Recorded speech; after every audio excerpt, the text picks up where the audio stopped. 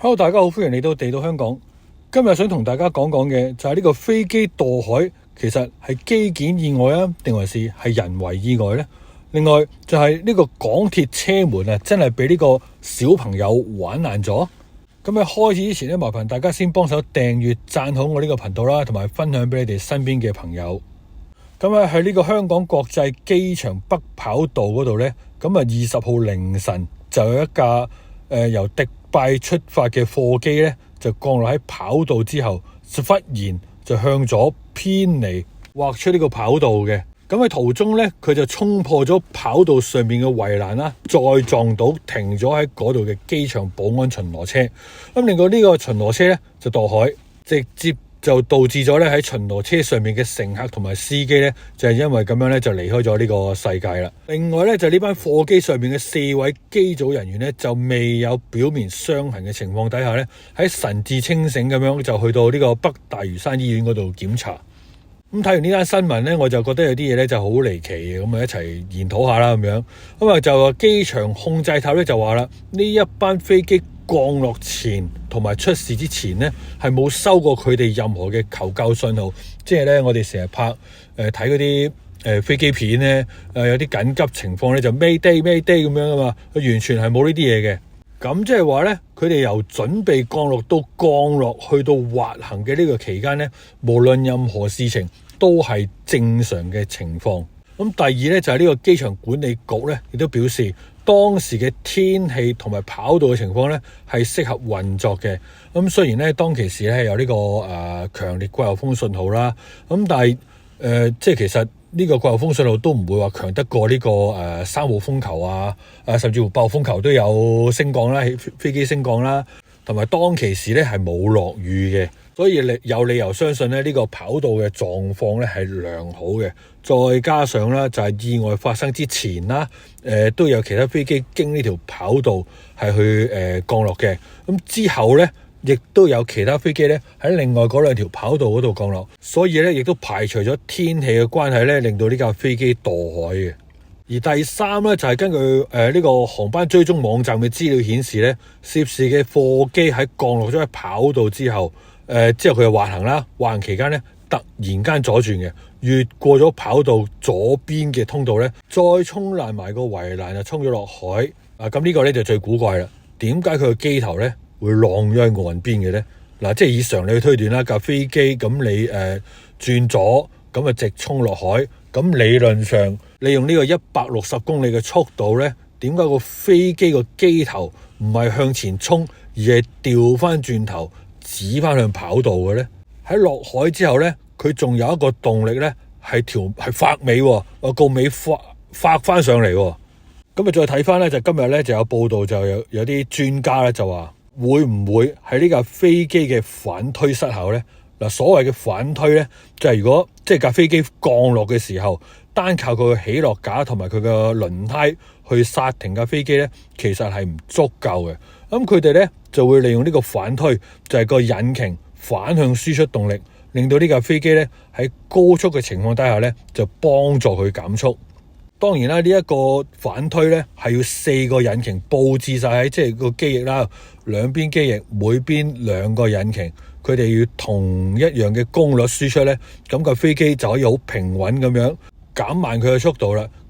但係如果個反推其中一邊嘅反推係失效，又或者個輸出嘅功率唔一樣嘅話咧，咁即係一邊大一邊細，大細邊咧，一邊大風一邊細風咁樣咧，咁樣架飛機咧會唔會就會出現一個唔尋常嘅轉向咧？咁但係我哋回顧翻嘅就係機場管理局咧就話咧，佢哋喺降落嘅時候咧係完全係冇任何嘅求救信號嘅。如果佢哋喺滑行期間發現個反推失效，咁其實佢哋唔知有冇個空間繼續向上爬升啦。咁但係點解佢哋又唔發出呢個求救信號咧？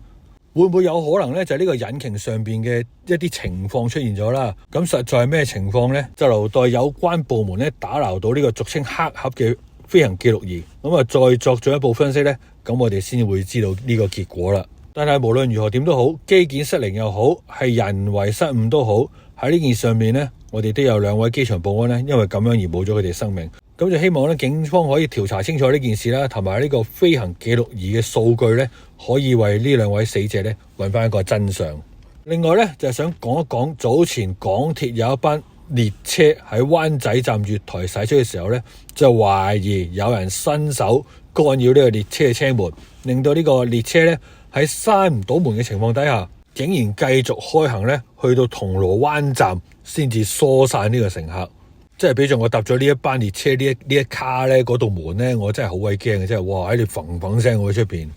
咁事後啦，就警方咧就憑住呢個天眼啦，就拘捕咗一個16歲嘅非華裔男童。咁咧就睇到佢當時係做過一個動作咧，係阻礙呢個車門關閉嘅。咁啊就令到呢個車門咧就唔能夠正常咁樣關閉啦。咁就好多報道啦，同埋港鐵啦，都將個矛頭咧就指向呢個16歲男童。咁係嘅，佢的而且確係唔啱嘅，伸手阻住道門去閂咧。咁呢個件事係錯嘅。不過港鐵嘅責任咧，會唔會係更大呢？嗱，首先第一樣嘢咧就係根據呢個香港鐵路運輸專業人員協會主席阿張連生先生就話啦，港鐵嘅列車咧，一般咧喺開車之前咧，就要收齊晒呢個安全嘅信號顯示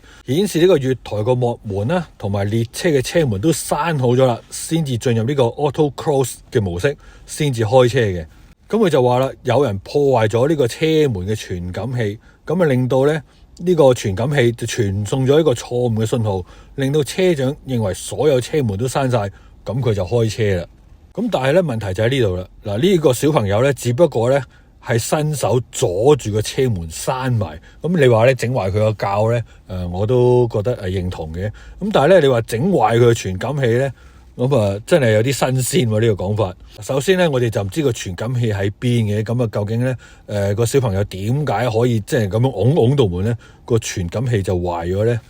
第二點咧就係大家其實都每日都見到噶啦，就係咧繁忙時間啊，翻工放工嗰啲時間咧，咁啲人就唔係特登嘅，大家都趕住上車噶嘛，都總會有啲機會咧夾住隻腳啊，即係隻腳頂住啊，手踭頂住啊，囉柚頂住啊，咁樣道門閂唔到噶嘛，都會有呢啲情況噶嘛。會唔會真係呢個男童係真係自帶磁場，即係拱一拱到列車嘅門咧，就成個傳感器咧都俾佢整壞咗咧？嗱，港鐵列車就咁長啦，咁啊車長咧真係好需要呢啲傳感器儀器咧去幫手去監察車門有冇閂埋。咁佢睇唔到，即係肉眼上面睇唔到道門閂唔閂，有冇閂好咧？咁其實都情有可原嘅。但係我哋會唔會留意到月台上邊其實都有其他職員㗎？即係成日揸住個牌咧，同你講喂，唔好衝門啊！嘟嘟嘟嘟嘟嗰成日咁啊，懟個牌出嚟叫你唔好衝門啊！咁樣呢啲啦，維持秩序呢啲啦。咁其實每一卡都會有呢啲港鐵職員喺月台上面幫手噶嘛。咁點解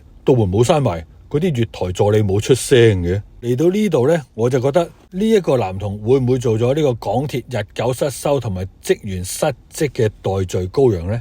嗱，要重申一次啊，其實佢真係唔啱噶，佢伸手去阻住到車門去閂埋呢，呢件事係錯嘅。但係而家告佢刑事毀壞呢，咁我就覺得係咪告錯罪呢？如果佢咁樣拱一拱就拱壞咗個傳感器，咁啊每日金鐘中環呢，真係唔使開車都得啦。最重要嘅係今年港鐵因為懷疑日久失修，即係工程車又好，電纜支架又好咁樣，呢啲事故呢已經唔係第一宗噶啦。咁佢哋要將呢一個責任拱落呢個男童身上之餘，係咪都要自我檢討一下呢？